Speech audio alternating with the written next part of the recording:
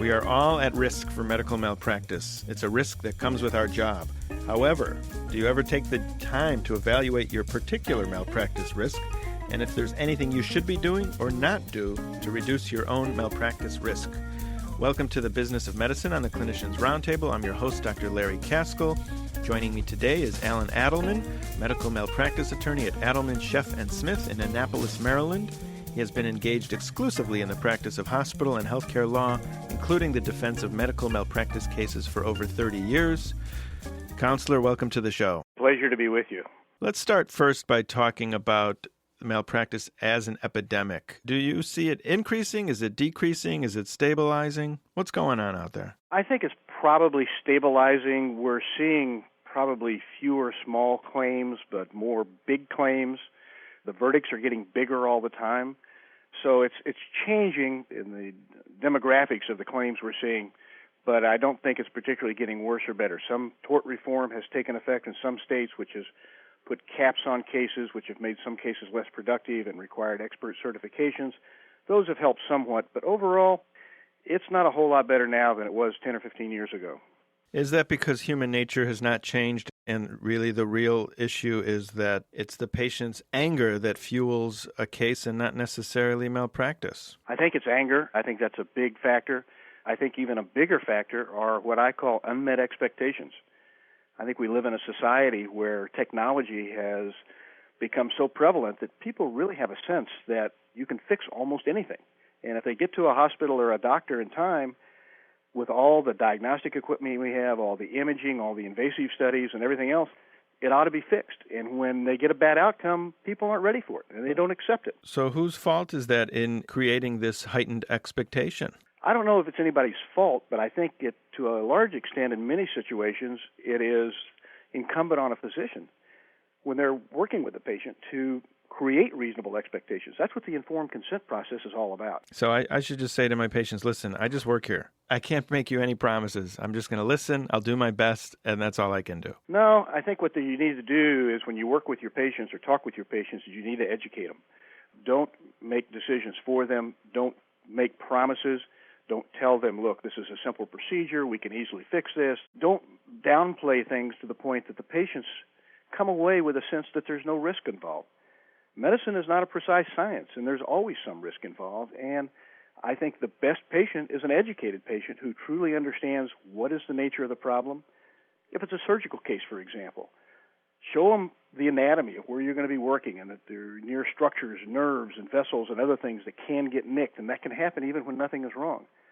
So educating the patient so they understand the complexity of the problem, understand the uncertainty of the process, and then they're going to be much better equipped to handle a bad outcome. But doesn't it also make a difference in how you handle that bad outcome? If the surgery goes bad and the surgeon doesn't come out and sit with the family, then they're more likely to sue versus the surgeon that comes out and sits there and hugs them and talks to them.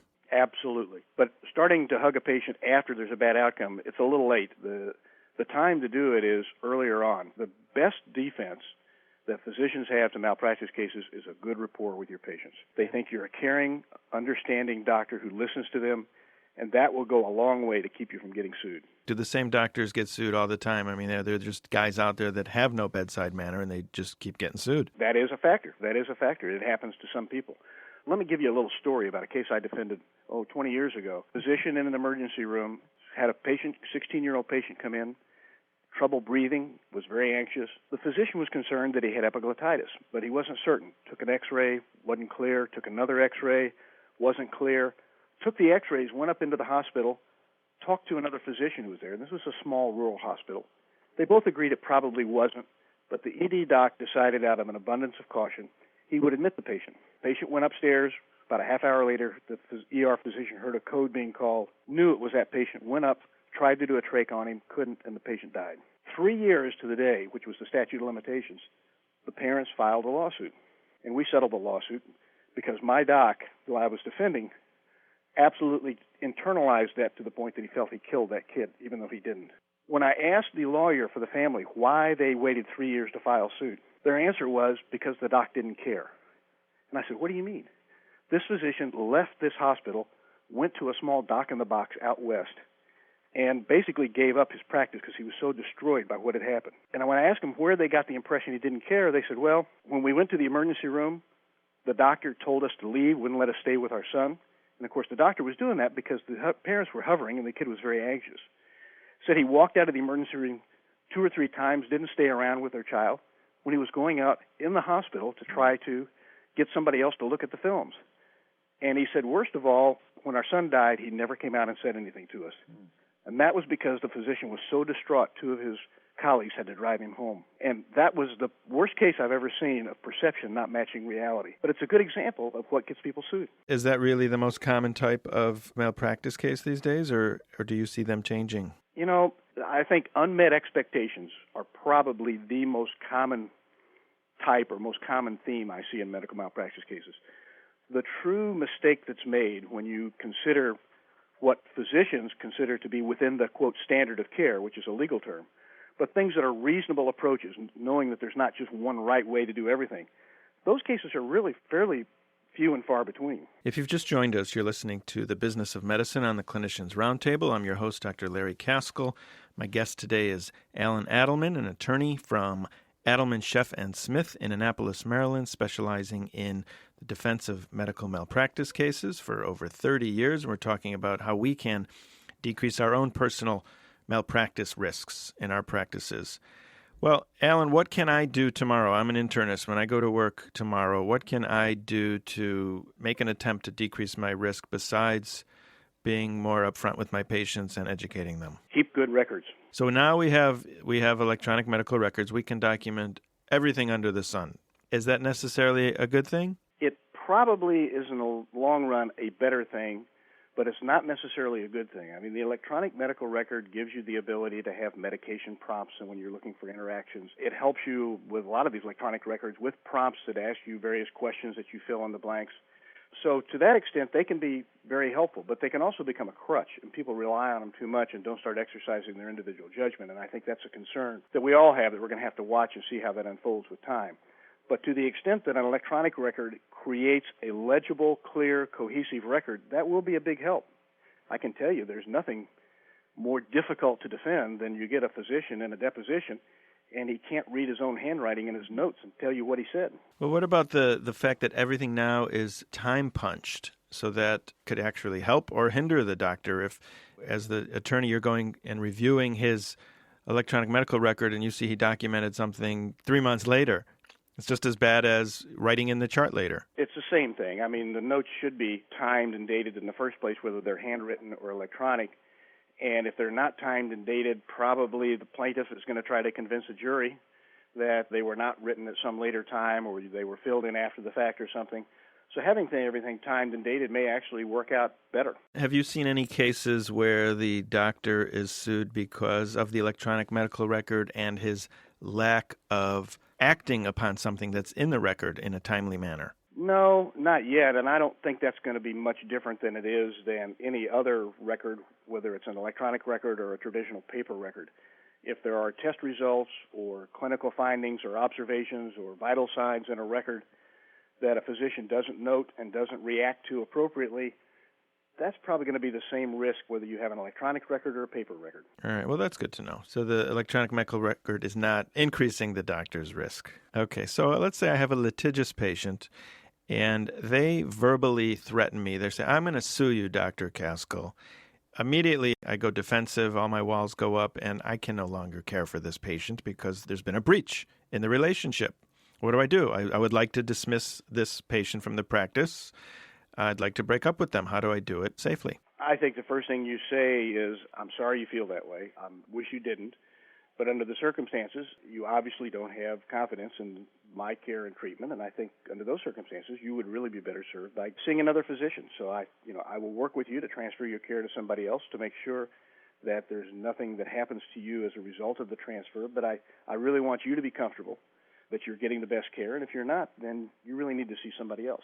If that patient, in addition to being litigious, is also borderline personality disorder, and I can see inflaming them even more by doing that, because I'm sort of rejecting them or dismissing them, and they could react even more vehemently. Well, now you're getting me into a clinical area that's probably over my head, but being a lawyer, that's never stopped me from talking about it. I'm sure you've had some obnoxious clients where you can tell that they've got some personality issues. Right. And I think in terms of managing those, to the extent that you try to convey your concern about them, that you're not getting rid of them as a patient because you don't like them or you are concerned about their attitude towards you. Just say, you need to have confidence in the healthcare provider you're dealing with.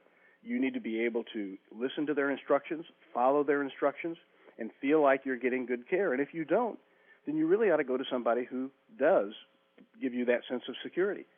And I think if you framed it in those terms, that you're doing it for the benefit of the patient, not yourself, hopefully you can avoid some of those personality reactions that might be a problem. I hate to keep harping on it, but I'm thinking of certain patients that really go around doctor shopping and will still perceive that as an insult to them, even though you're couching it as, this is really what's best for you. It's not me, it's you. Well, I think the bottom line is that kind of a patient is going to be a problem for you either today or later. So the question is, you want to deal with the problem today or later?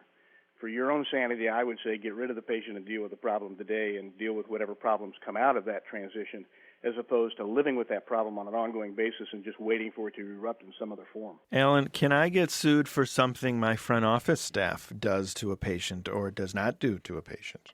Absolutely. So give me an example of something that's totally out of my control that I can get sued for. Patient calls up who's been your patient on an ongoing basis and says, my headache is worse than it's ever been, and it's the worst headache I've ever had, and I'm seeing stars. And your front office thinks that this is just a problem patient who's always whining and puts it on a note and puts it on your desk, and you don't see it for 2 days. Aneurysm ruptures. So something like that. All right, so what kind of policies can I put in place in my office to decrease my risk by educating my staff to really not blow off any sort of symptom like a headache or chest pain or diarrhea? You've identified some of the big ones. You clearly need to have your office staff have an understanding of those really crucial things. When somebody has them, they need to notify you immediately. And the patient calls in and says, I'm feeling a little nauseous and I'm getting pain down my left arm and I just seem to be sweating a lot. They need to understand some of those fundamental signs of an evolving MI or a stroke or something of that sort, or a cerebral bleed, so that they notify you right away. Well, thank you for all that uplifting information. And on that note, our show comes to an end. And Allan Adelman, thank you very much for joining us. It's been a real pleasure. I'm Dr. Larry Kaskel, and you've been listening to The Business of Medicine on the Clinicians Roundtable on ReachMD XM 157. To comment or listen to our full library of podcasts, please visit us at reachmd.com. And if you register with the promo code RADIO, we'll give you 6 months free of streaming ReachMD for your home or office. Thank you for listening.